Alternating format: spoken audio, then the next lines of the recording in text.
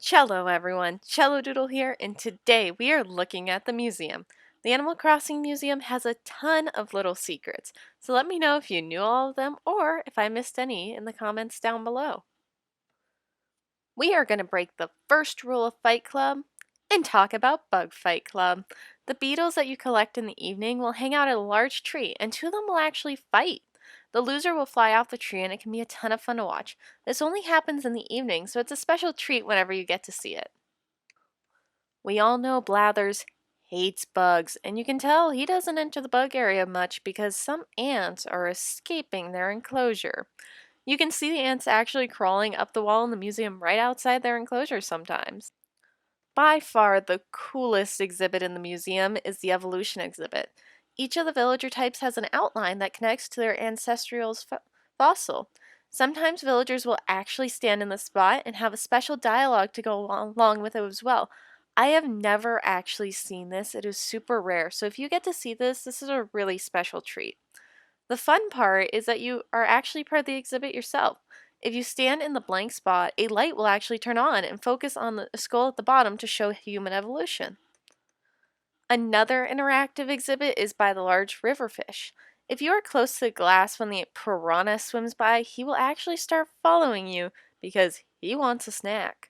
This honestly makes me concerned about the Animal Crossing rivers because those fish definitely have an appetite for human and they just hang out the rivers that we are always next to. Heading back over to the bug exhibit, the time of day actually really affects this exhibit more than the others. Not only because the lighting changes, but the activity of a lot of the areas does as well. The butterfly exhibit is much calmer at night with only the moths flying around, but during the day, those same moths are sleeping and the butterflies are flying around crazy. I love this detail and it makes it fun to visit the museum at different times of the day. If you decide to head over to the Roost for your cup of joe, you can see some photos by the entrance, and they're actually of the Roost in older games. I love when they have these tie-ins to older games like this, and it makes everything feel connected, and they're actually really fun to look at. You can actually take your camera and zoom in on them because when you're not zoomed in, they're actually a little bit tricky to see. Another one of these tie-ins is in the bug exhibit where you can see Flick's dad, Nat, on display, most likely explaining some bug facts or how he's an amazing bug catcher. This is in the area by where the ants are escaping, but also that little lab, and it's an informational sign.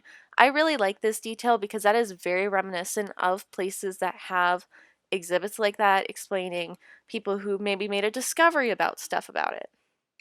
Sometimes this game makes some darker jokes, and one of those are in the fossil exhibit.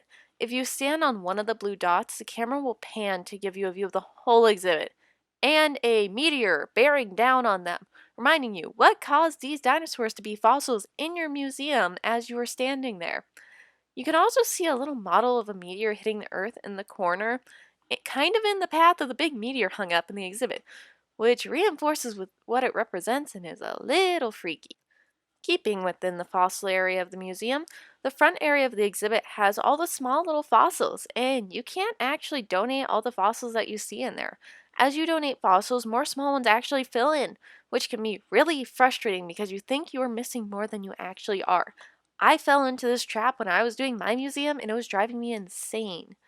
Once you're finished with that area, it looks so amazing with the extra fossils and it actually really fills out the area.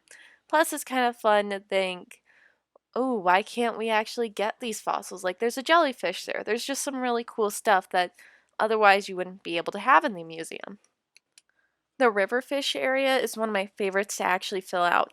Not only does it show different levels of the river and what fish belong in those rivers, when you donate, it actually helps fill out the background scenery, which is so cool. I love how they did this because it makes it feel more alive and that you are really adding to this museum. The biggest addition is when you add the last fish because all the little details get added to this area and it looks stunning. Once you donate the warrior statue to the museum, you will actually get a little terracotta army next to him, which is so cool. This fills out the area and shows what the art piece actually represents, since the warrior statue is only one part of an entire army. Another really cool thing that you can do is actually see who donated what in your museum. This is great if you have multiple people playing on one island, but if you're the only one, it's not as exciting. Heading back to the bug exhibit, there is actually a bug that hangs out super high above the ant exhibit. It will actually change depending on what time of day you look, but you must use the camera app to view it.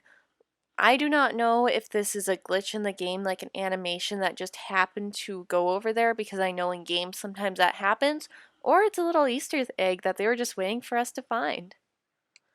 Completing the fish and bug sections of the museum are the only way to acquire the golden fishing rod and golden bug net. This almost seems pointless to give you once you have caught all the fish and bugs, because most people do not do those activities after they have completed the museum. Sometimes people will for money because it's really good, but it's not as consistent as it was before. Personally, I have not gone as much fishing since I finished my fish exhibit because I don't see the point in going every month unless I need money. If you have friends over, the museum's actually the perfect place to hang out with them because you can play hide and seek. This is the best spot because there's multiple doorways and large exhibits to hide behind. Personally, I love doing this with my friends, and it actually gives you something to do in multiplayer. This game is severely lacking in multiplayer elements, and this is just one of those fun ways to actually add them in. Thank you so much for tuning into my channel, and if you're new, maybe consider subscribing as it really helps me out. I will see you all next time. Bye!